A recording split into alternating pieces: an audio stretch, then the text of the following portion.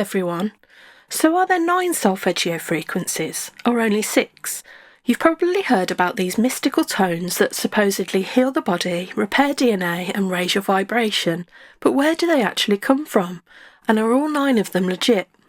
Let's take a deeper look because the origins of the solfeggio frequencies are, well, strange.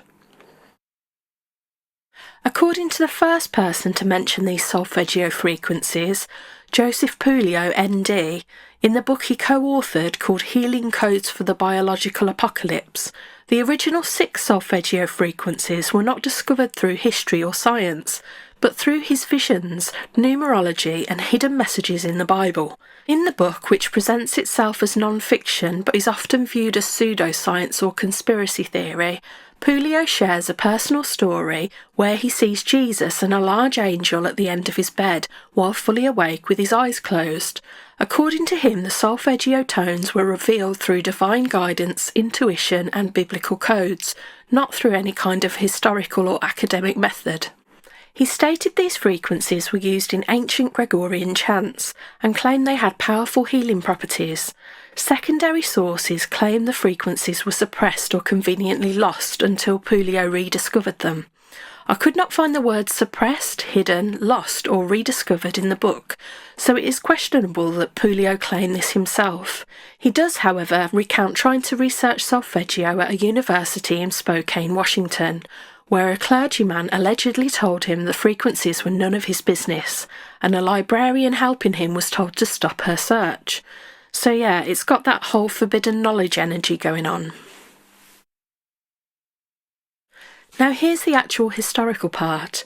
The original solfeggio syllables, ut, re, mi, fa, sol, la, come from a medieval hymn dedicated to John the Baptist, called Ut Quiant Laxis. The lyrics were written by Paulus Diaconus, a Benedictine monk, scribe and historian in the 8th century, and later used by Guido of Arezzo, the guy who pretty much invented modern musical notation. It's not known who wrote the melody, but Wikipedia says that Guido of Arezzo possibly composed it. I have linked to a video of the song in the description. Each line of that hymn starts with a syllable that became part of the original solfeggio scale. Over time, ut became do and ti was added as the 7th note to make the familiar do, re, mi, fa, sol, la, ti, do scale, which is widely used as the syllables to represent the major scale. But the frequencies Puleo assigned to the syllables are ut, the tonic, which is 396 Hz, re, the major second, which is 417 Hz, mi, the major third, which is 528 Hz, fa, the perfect fourth, which is 639 Hz, sol, the perfect fifth, which is 741 Hz, and finally la, the major sixth, which is 852 Hz. And according to Puleo, 528 Hz specifically can repair DNA. That claim is still widely repeated today, although again there's no scientific consensus to support it. Now here's something that really doesn't add up, and it's one of the biggest red flags in Puleo's system. In his book, Puleo claims that the solfeggio frequencies follow a logical musical progression, where each syllable starts 1 degree higher than the one before it. Sounds like it should be a regular scale, right? Well, let's see if that holds up. If we go by equal temperament, the tuning system used in pretty much all modern instruments, then stepping 1 degree higher should mean a consistent musical interval between each note, like a semitone or a whole tone. But here's what we actually get when we look at the solfeggio frequencies. For reference, a 100 cents difference is a semitone. Firstly, 396 to 417 Hz is an 89.5 cents difference, or 21 Hz. Secondly, 417 to 528 Hz is a 408.6 cents difference, or 111 Hz. 528 to 639 Hz is a 330.3 cents difference, or 111 Hz. 639 to 741 Hz equals a 256.4 cents difference, or 102 Hz.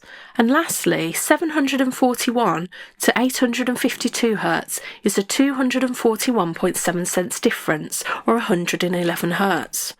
Okay, so 3 of those jumps are the same in hertz, but that doesn't mean they're musically equal, because notes follow a logarithmic scale, not a linear line. Maybe Puleo misinterpreted the math when he said each syllable starts 1 degree higher than the one before. Let's visualise this in semitones, rounded to the nearest decimal. 396 to 417 Hz is approximately 0.9 semitones. 417 to 528 Hz is approximately 4.1 semitones. 528 to 639 Hz is approximately 3.3 semitones. 639 to 741 Hz is roughly 2.6 semitones.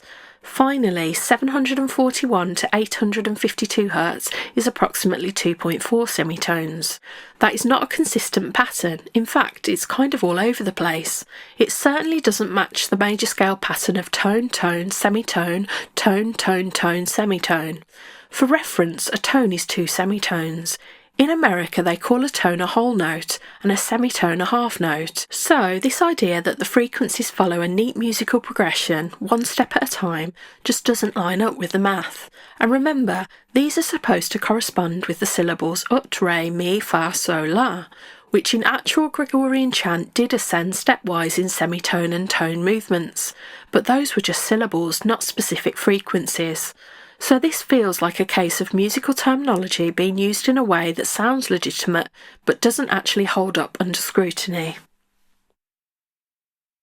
Okay, so here's where it gets really interesting and a bit nerdy.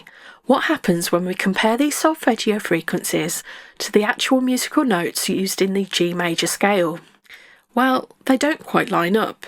Let's break it down by comparing each frequency to the closest note in the G major scale and looking at the differences of how many cents they are off by and whether they match the solfege. As I mentioned earlier, 100 cents is 1 semitone, so anything beyond 5 to 10 cents starts sounding noticeably out of tune. So for 396 Hz, the closest note is G4, which is 392 Hz. For comparison, 396 Hz is about 18 cents sharp of G4.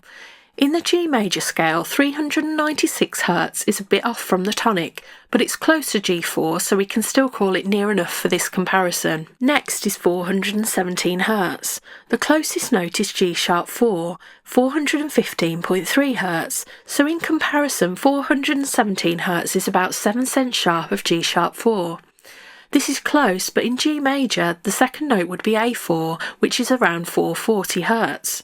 So 417 Hz is actually too low and doesn't line up with a major second as expected from the solfeggio syllable re. Third is 528 Hz. The closest note is C5, which is 523.3 Hz. In comparison, 528 Hz is about 16 cents sharp of C5. For reference, C5 is the fourth note in the G major scale, not the major third, so this frequency does not fit the expected major third for mi in the solfeggio scale, which should align with B around 493.9 Hz. Next up is 639 Hz. The closest note is D sharp 5, which is 622.3 Hz. So for comparison, 639 Hz is about 46 cents sharp of D sharp 5. In G major, the fourth note should be C, so the solfeggio frequency is closest to an augmented fifth rather than a perfect fourth, as would be expected from the solfeggio syllable fa. For 741 Hz, the closest note is F sharp 5, 740 Hz. In comparison, 741 Hz is essentially perfect, only 0.5 cents off from F sharp 5. F sharp 5 would be a major seventh in the G major scale, but according to solfeggio, this should actually be the perfect fifth, which would be D, around 587.3 Hz in the G major scale. So while this frequency is very close to an F sharp and would likely sound fine in the right context, it doesn't align with the expected perfect fifth. And lastly, 852 Hz. The closest note is G sharp 5 at 830.6 Hz. In comparison, 852 Hz is about 44 cents sharp of G sharp 5. G sharp 5 is a minor 13th interval above G4 in the G major scale, but the major 6th, which should be E at 659 Hz, is much lower than the 852 Hz. This means that 852 Hz does not correspond well to the major 6th that the solfeggio syllable La is meant to represent. When we compare the solfeggio frequencies to the G major scale, we see that they don't quite line up with the expected musical intervals. The major second is off and is closer to a minor second than a major second. The major third is actually the fourth in the scale. The perfect fourth is a sharp fifth, the perfect fifth is a major seventh, and the major sixth is represented by a minor 13th. So only one, 741 Hz, is truly close to a standard musical note. But it's not the right scale degree. The rest? They're floating somewhere between notes, which means that if you tried to play them on a piano, you wouldn't get the same tones. So what does that mean? Well, depending on how generous you want to be, it could suggest these frequencies were never meant to align with modern tuning, or it could mean that they were chosen for symbolic or energetic reasons, not musical ones. Or they're just arbitrary numbers that sounded mystical. Either way, it adds another layer of mystery and maybe scepticism to the whole thing. Okay, so what if Puleo meant something simpler, like dividing the octave into 6 or 7 even steps? That's called 6 EDO or 7 EDO. 6 EDO is a scale where each pitch is exactly 200 cents apart. 7 EDO is a bit more complex at approximately 171 cents. Sounds promising, right? Well, even there, the solfeggio frequencies don't line up at all, and the 6th note is close to a whole band sharp in 6 EDO. It doesn't work in 7 EDO either. See the diagrams. So no matter how you slice it, whether you use modern tuning systems or simplified ones like 6 EDO, the solfeggio tones just don't form a consistent musical scale, which makes Puleo's claim about stepwise movement feel more poetic than musical. Okay, we will give Puleo one last chance. Puleo also talks about Pythagoras in his narrative, you know, the Greek philosopher who connected musical notes to whole number ratios. Pythagoras is often mythologized as a master of sacred geometry and musical math. His name gets dropped in a lot of alternative and esoteric circles. Pythagorean tuning is based on ratios. 1:1 is the tonic. 9/8 is the major second. 81/64 is the major third. 4/3 is a perfect fourth. 3 seconds is a perfect fifth. 27/16 is a major sixth. 243 128 is a major seventh. Finally, 2:1 is an octave. Here is an example of how you use the math to work out the major second from the tonic. The first note, the tonic, equals 396 Hz, so 396 divided by 8 equals 49.5. Then 49.5 times 9 equals 445.5. The minor seconds frequency is therefore 445.5 Hz. When we compare the actual solfeggio tones to a real Pythagorean tuning system, only two of them really fit. 396 Hz and 528 Hz. See the diagram. If we call 396 Hz the A, then 528 Hz would be the D of the scale, which is a perfect fourth, but 528 Hz should be a major third in the solfeggio tuning. So these are the wrong notes according to the major scale solfege syllables, as the note should be a C sharp, not a D. The rest, not even close. So again, this feels more like using the vibe of Pythagoras than using his actual math. So where do the other three solfeggio frequencies, 174 Hz, 285 Hz and 963 Hz, come from? Well, not from Joseph Puleo. He never mentioned them in his original set. They weren't derived from the Bible, they weren't found in numerology. These extra frequencies were added later, mainly by the New Age community and online spiritual influencers in the early 2000s, but I couldn't find the first mention of them. In conclusion, so are there 6 or 9 solfeggio frequencies? Technically just 6 in the original system proposed by Joseph Puleo. Practically, most people today talk about 9 because the New Age community expanded the set, but the extra 3 frequencies do not appear to be credited to a particular person like the first 6. Whether you believe in their healing power or just think the whole thing's pseudoscience, the story behind the Solfeggio frequencies is a fascinating blend of ancient music, personal revelation, suppressed knowledge, and modern spiritual marketing. Will I stop using them? Probably not, because it's so widely used in the relaxing music community.